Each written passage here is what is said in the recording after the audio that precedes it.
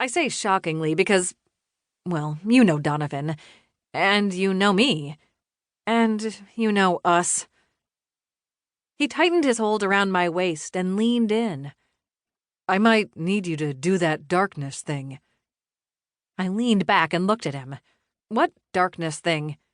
You know, that thing you do where you take away all the light. Quenching? I asked. You want me to quench? Why? He rocked his head side to side as he spoke. Just, if we're falling behind. When it was clear I wasn't following, he sighed and added, whenever the other person is about to make their toss, you quench the lights, and maybe they miss. I shook my head. You're unbelievable.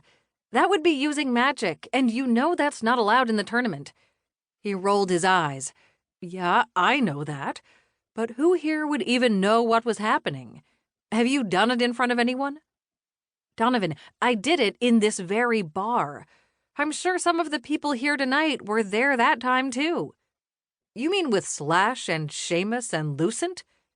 I nodded, but he waved it off with his beer hand, causing a small splash to jump out over the lip of his mug. Half the people who were there that night have since been arrested, and the other half probably didn't know what hit them. He had a point, but I had a card yet to play. Ruby's right over there. She would know what was happening. And if you think she wouldn't report me to Liberty Freeman immediately, you don't know Ruby. Donovan sighed. Okay, fine. No quenching. But maybe you can show it off later when it's just you and me. I groaned at his ridiculousness, but allowed him to kiss me. Well, allowed sounds like I didn't kiss him right back. I did. And why not? I was already a beer deep. It wasn't exactly a secret that he and I were together, and we were by no means the only couple getting a little handsy in Sheehan's that night. Since it was a Saturday, a lot of the folks there had been drinking since the place opened that morning. Hey, everyone has to let their hair down sometime, and when you live in such close proximity to beings as deadly as Eastwind held claim to, the need to relax only grew stronger.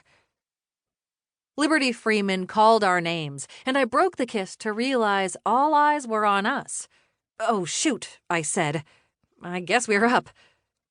Emma Jean Hopespring, who the town had warmed up to quite well over the past few months, would officiate our match as Liberty managed the other table.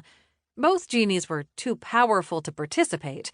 Pretty much everything they did had a touch of magic mixed in to the point where it was impossible for them to follow the no magic regulation.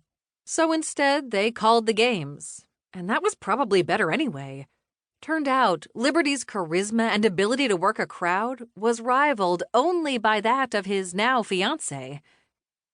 Emma Jean ran through the house rules as a formality, and Donovan and I moved to either end of the table. We were up against Landon Hawker and Grace Merriweather, and Donovan had called it an easy win for us. I wasn't so certain.